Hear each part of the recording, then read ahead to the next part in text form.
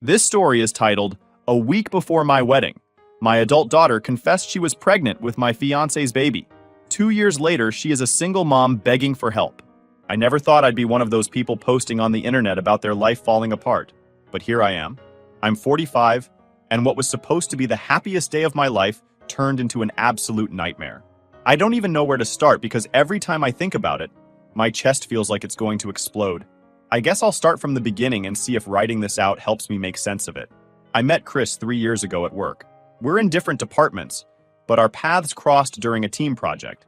He was charming, funny, and just so attentive. After being married to my ex-husband David, who was emotionally distant and focused only on his career, Chris felt like a breath of fresh air. He was the kind of guy who would bring me coffee without me asking or leave little notes on my desk to cheer me up during a stressful day. He made me feel seen in a way I hadn't felt in years. I'd been divorced for about 2 years when we started dating. My daughter, Emma, was in her final year of college at the time, and we'd always been close. I raised her mostly on my own, since David was always working. Emma was my rock during the tough times, and I always thought we had a special bond. I was a little nervous about how she'd react to me dating again, but she surprised me. She seemed genuinely happy for me, and even joked that I deserved a good guy like Chris. Fast forward a couple of years, and Chris proposed during a weekend getaway. It was the perfect moment. Sunset on the beach, waves crashing in the background, and a gorgeous ring that I didn't even know I wanted until I saw it. I said yes, and it felt like my life was finally coming together. After so many years of putting myself last, first for David's career and then for raising Emma, I felt like I was getting my second chance at happiness. Emma seemed thrilled when we told her about the engagement.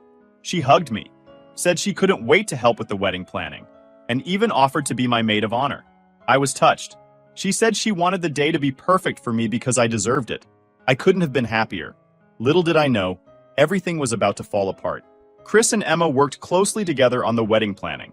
I was swamped with a big project at work, so I left most of the details to them. They picked out flowers, met with vendors, and spent hours finalizing the guest list. I thought it was sweet that they got along so well. Chris even gave Emma career advice since she was just starting out in marketing, and she seemed to look up to him. I never saw any red flags. Not one. How blind could I have been? The day before the wedding, I was going over my vows at home when Emma showed up unannounced. She looked terrible, like she'd been crying for hours. My first thought was that she was overwhelmed with wedding stuff or maybe nervous about her speech. But no, it was so much worse. She sat me down on the couch and started sobbing. I tried to comfort her, but she pulled away and said, "Mom, I have to tell you something, and you're going to hate me." My stomach dropped. I don't know why, but I immediately knew it was bad, like life-altering bad. Then she said the words that shattered my entire world. "I'm pregnant, and it's Chris's baby." I froze. My brain just stopped working. For a second, I thought I misheard her. I asked her to repeat what she said, and she did, word for word. Then she added that they'd been seeing each other for 4 months. 4 months. While I was planning my wedding, my daughter was sleeping with my fiancé. I couldn't process it. It felt like the room was spinning. I thought I was going to throw up. I called Chris right then and there and told him to come home immediately. I didn't say why, but I think he knew from the tone of my voice. He showed up 15 minutes later, and those 15 minutes were the longest of my life. Emma sat there sobbing, and I just stared out the window, feeling like my whole world was collapsing. When Chris walked in and saw Emma crying, the first thing he said was, "You told her?" Just like that. No denial, no shock, just a calm acknowledgement like they were discussing a change in plans. That's when I lost it. I started screaming at him, asking how he could do this to me, how long it had been going on, and whether he ever really loved me, or if I was just a way to get close to Emma. He just stood there, looking guilty and pathetic. Chris tried to explain, saying he hadn't planned for this to happen, like that made it any better. He said he loved me when he proposed, but spending time with Emma made him realize he had feelings for her too. He claimed they'd tried to fight their feelings, but couldn't help falling in love. Emma just kept crying and saying she was sorry. Sorry? Sorry doesn't even begin to cover the damage they did. I threw them both out of my house that night. I didn't care where they went. I couldn't stand to look at either of them. After they left, I broke down. I called Lisa, who came over immediately. She stayed with me for days, helping me cancel the wedding and deal with the logistics. I couldn't even bring myself to explain the real reason to most people. I just told them that Chris and I realized we weren't right for each other. The worst part was the memories. Every little detail of the wedding planning was tainted. The flowers, the venue, the dress. I couldn't look at any of it without feeling sick. I burned my wedding dress in the backyard the night after they left. It sounds dramatic, but it felt cathartic. Like I was purging their betrayal from my life. I haven't spoken to either of them since that day. I blocked their numbers and deleted them from all my social media. I couldn't deal with the reminders. Emma was my daughter, my flesh and blood. I raised her, loved her, and sacrificed so much for her. And this is how she repaid me? As for Chris, I thought he was the love of my life, but he turned out to be the worst mistake I ever made. Right now, I'm just trying to pick up the pieces of my life and figure out how to move forward. It's hard though. Everywhere I turn, there's something that reminds me of them. I can't even go into my living room without picturing Emma sitting there, crying and confessing. I don't know if I'll ever be able to forgive them. Part of me doesn't want to. They destroyed everything I held dear, and I don't know if I'll ever be the same again. Anyway, thanks for reading if you've made it this far. I just needed to get this off my chest. Maybe writing it all out will help me figure out what to do next, because honestly, I feel completely lost. It's been a couple of weeks since everything fell apart, and I'm still struggling to wrap my head around it. Life doesn't feel real anymore. It's like I'm stuck in this limbo, where every day I wake up hoping it's all just been a horrible dream, but then the reality hits me like a freight train. Chris and Emma's betrayal is all I can think about. I can barely eat or sleep, and when I do, it's nightmares. I don't know how I'm supposed to move on from this. Canceling the wedding was a nightmare in itself.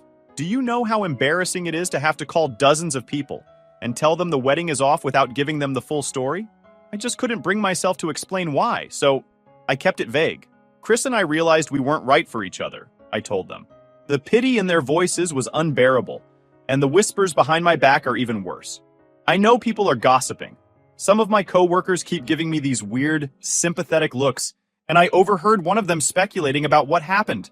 It's humiliating. On top of that, the financial burden of canceling everything has been overwhelming. The venue refused to refund the deposit because it was such short notice.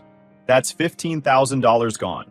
The caterers, the photographer, the florist, all of them are only willing to refund a fraction of what I paid. I even tried contacting Chris to see if he would help cover some of the costs, since he's equally responsible for this mess. But I couldn't bring myself to unblock him. Besides, I know he'd probably try to spin it like he was doing me a favor. No thanks. Lisa, my best friend, has been my lifeline through all of this. She's been staying with me on and off, helping me sort through the wreckage. She's the one who called some of the vendors and dealt with their attitudes when I couldn't. I'm not sure what I'd do without her. Every time I feel like I'm about to collapse, she reminds me that I'm stronger than this.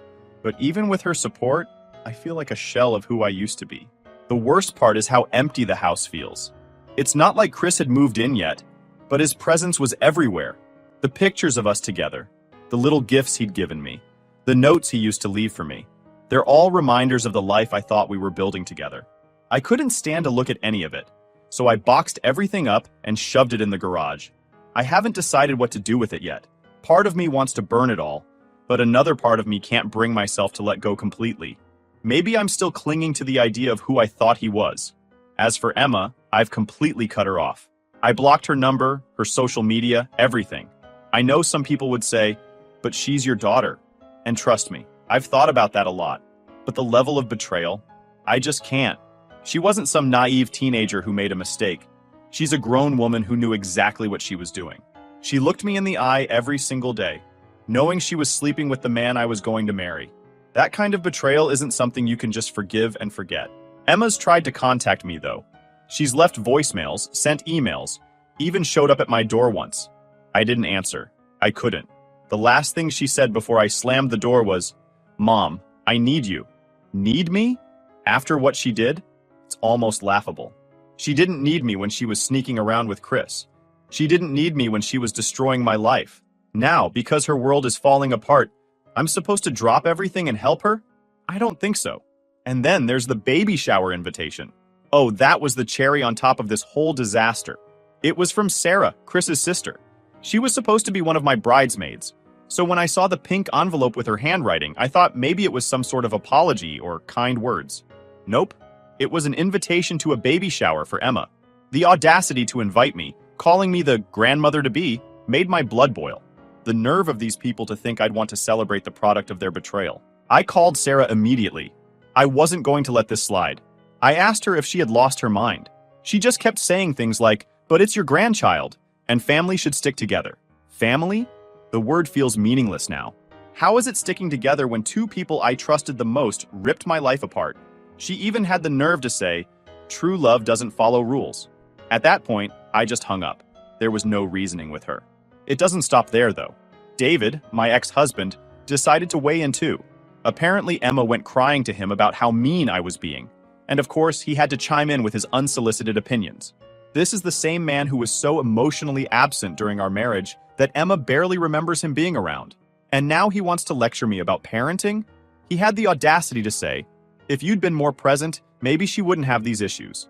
I reminded him that he chose his career over his family for 2 decades, and that he had no right to judge my parenting. That shut him up pretty quickly. Work has been brutal too. Chris works on the same floor, and even though I requested to be moved to another department, I still see him in passing sometimes. The first time it happened, I thought I was going to throw up. He just gave me this awkward nod, like we were acquaintances or something. How does he act like nothing happened? It makes my skin crawl. The whispers from coworkers don't help either. Everyone knows something happened. They just don't know what. I can feel the judgment every time I walk into the break room. I've been trying to focus on work to distract myself, but it's hard. My concentration is shot, and I find myself zoning out constantly. I've even started taking walks during my lunch break just to avoid running into Chris or anyone else who might ask questions. The solitude helps a little, but it's not enough to keep the intrusive thoughts at bay. Right now, I don't know what the future holds. I've thought about moving, selling the house and starting fresh somewhere new, but I've lived here for so long that the thought of leaving feels overwhelming. Plus, it's not just the house, it's the memories. This was supposed to be the place where I started my new life with Chris. Instead, it's just a constant reminder of what I've lost. Every day feels like a battle to get through. I know people say time heals all wounds, but this feels like it's going to leave a scar that will never fully fade. I don't know if I'll ever be able to trust anyone again. How could I, after being betrayed by the 2 people I thought I could count on the most? For now, I'm just trying to take it one day at a time. It's all I can do. All right, everyone, before we dive into the update, I have a small request. We put a lot of effort into finding these incredible stories for you every single day, and your support means the world to us. If you enjoy our content, please consider subscribing to the channel. It really helps us grow and allows us to continue bringing you more amazing stories. Thank you. Now, let's move to the update. Update 1 point. It's been a few months since everything happened, and I thought I had hit rock bottom. Turns out, I was wrong. I'm back here because the situation has somehow gotten even more insane.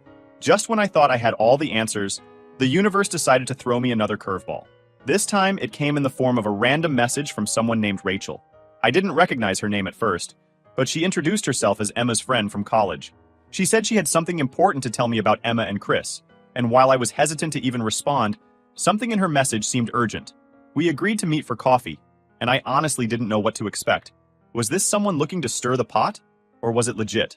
Rachel looked nervous when we sat down, and her first words were, "I've been debating whether to tell you this for months."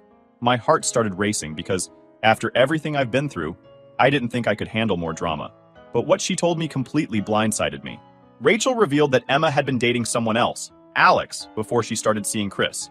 Apparently, they'd been together for about 6 months, and Emma suspected she was pregnant with Alex's baby even before Chris was in the picture.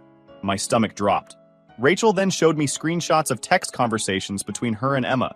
In those messages, Emma admitted that she'd calculated the dates and knew the baby couldn't possibly be Chris's. But instead of coming clean, she saw an opportunity. Emma told Rachel she had started feeling something for Chris during the wedding planning and thought he would be a better provider than Alex, who was struggling with his career.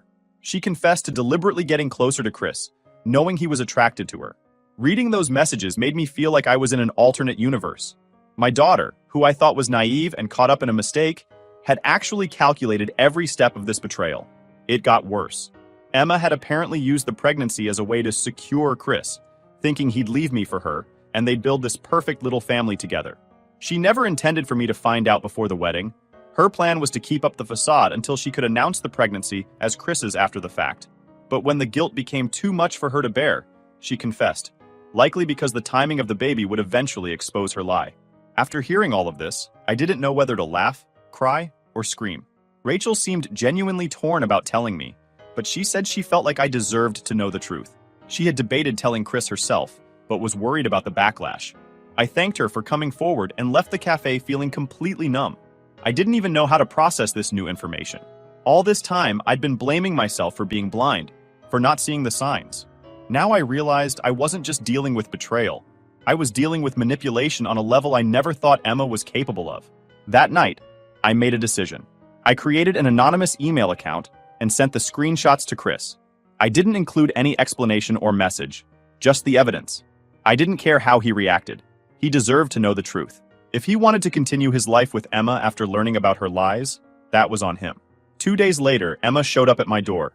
She looked like she hadn't slept in days. Her hair was a mess. Her eyes were swollen, and she was visibly shaking. She asked if she could come in, but I stood in the doorway, blocking her. She started crying immediately and said, "Chris knows everything. Did you tell him?" I didn't answer, but the look on her face told me she already knew the answer. She said Chris had confronted her about the baby's paternity and demanded a DNA test. When she refused to take one immediately, he packed his things and left their apartment. Apparently, he's staying with a friend now and won't even talk to her until the test is done. Emma kept saying she never wanted things to get this messy, that she really loved Chris and wanted to build a life with him. I could barely stand to listen to her. I asked her if she remembered the day she told me about her affair. I reminded her how she had stood in that exact same spot, crying and begging for forgiveness. I told her that she had destroyed my life and that karma had finally caught up with her. She tried to defend herself, saying she was scared and confused and didn't know what to do. But to me, those are just excuses. She had plenty of chances to come clean, and she chose to lie instead. Before she left, she asked if I could forgive her. She even tried to guilt me by saying, "I just want my mom back." I told her I wasn't ready to forgive her, and honestly, I didn't know if I ever would be. She left in tears, and for a moment, I felt a pang of guilt. But then I remembered everything she'd done, and that guilt disappeared. Later that week, I heard from Sarah, Chris's sister. She's usually so self-righteous, but this time she actually sounded worried. She told me that Chris had been drinking heavily since finding out the truth. Apparently, he's been spiraling, questioning everything about the relationship. She said he's not even sure if he wants to be involved with the baby, assuming it turns out to be his. I didn't know what to say. Part of me felt vindicated, but another part of me just felt sad. This entire situation is so messed up, and everyone involved is suffering because of Emma's lies. As for the paternity test, it's supposed to happen in the next few weeks. I'm not sure what the outcome will be, but at this point, I almost don't care. Whether the baby is Chris's or Alex's, it doesn't change the fact that Emma and Chris betrayed me in the worst possible way. Even if the baby isn't Chris's, I don't think I'll ever be able to look at my daughter the same way again. Right now, I'm just trying to take things day by day. Some days are better than others, but the weight of everything still hangs over me. I've started going to therapy, which has helped a little, but there's no quick fix for this kind of pain. Every time I think I've turned a corner, something new comes up and pulls me back into the mess. I don't know what's going to happen next. Maybe Chris will walk away for good, or maybe he'll stick around for the baby. Maybe Emma will finally take responsibility for her actions, or maybe she'll keep trying to justify them. All I know is that I need to keep my distance. I've spent too much time and energy on their chaos, and I need to focus on myself for once. If I thought I had reached my limit before, the last few weeks have shown me otherwise. It feels like every time I start to put one piece of my life back together, another part falls apart. After Chris demanded the paternity test, things between him and Emma completely unraveled. And of course, the fallout somehow landed back at my feet. It's like I'm stuck cleaning up a mess I didn't make. The paternity test confirmed what Rachel's screenshot suggested. Chris is not the father. The baby is Alex's. I wish I could say I was surprised, but honestly, at this point, nothing shocks me anymore. What did catch me off guard was how quickly everything fell apart for both Chris and Emma after the results came in. Chris completely broke down when he got the news. I didn't hear this from him directly, of course. I've kept him blocked and have no intention of ever speaking to him again. But Sarah, his sister, reached out to me, again, to share her concerns. She told me Chris left their apartment the same day he got the results and moved in with a mutual friend. Apparently, he's been drinking heavily and spiraling into depression. According to her, he started blaming himself for being blinded by love and is questioning every decision he's ever made. While part of me thinks he deserves to feel the consequences of his actions, another part of me feels a twinge of pity. He's finally experiencing a fraction of the betrayal and devastation I've been living with for months. As for Emma, the fallout has been even harsher. The paternity results set off a chain reaction in her life. Alex, the baby's biological father, was furious when he found out she had tried to pass off his child as someone else's. He demanded another DNA test to confirm the results, which only further humiliated Emma.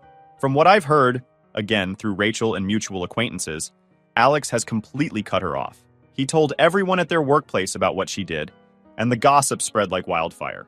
Emma eventually quit her job because the tension became unbearable. She's been struggling to find stable work ever since. Emma's situation is even worse financially. Chris had been helping her with rent and expenses before the paternity results came out. Once he left, she was on her own. Her lease is ending soon, and she can't afford the rent increase. She's been staying with friends here and there, but she's running out of options. Last week, she showed up at my door, again asking for help. When I opened the door, I barely recognized her. She looked worn down, like the weight of everything was finally catching up to her. She was holding her baby, a little boy she named Noah, and she broke down crying as soon as she saw me. She begged me to let her move in, just for a little while, until she could get back on her feet. She said she was sorry for everything she'd done, that she had learned her lesson, and that being a single mom had changed her. She said she needed my help and tried to guilt me by saying I was punishing Noah for her mistakes. I stood there listening to her, and all I felt was exhaustion. For months, I've been carrying the weight of her betrayal, Chris's lies, and the fallout of their choices. And now she wanted me to swoop in and save her? I told her no. I told her that while I felt bad for Noah, I couldn't just forget everything she'd done. She made her choices, and now she has to live with them. She started crying harder, calling me cruel and heartless. She said she didn't have anyone else to turn to. It was one of the hardest things I've ever done, but I closed the door. I couldn't bring myself to let her back in, not after everything. After she left, I sat in my living room feeling a mixture of relief and guilt. Did I do the right thing? Was I being too harsh? Replayed the past months in my head, the lies, the betrayal, the audacity of her asking for forgiveness when she hadn't even fully owned up to what she'd done. Every time I thought about letting her move in, I remembered how she'd stood in that same spot months ago, confessing her affair with Chris while pretending she was sorry. I remembered how she had lied to me, manipulated Chris, and torn my life apart. And then I knew I'd made the right choice. Forgiveness is one thing, but letting her back into my life is another.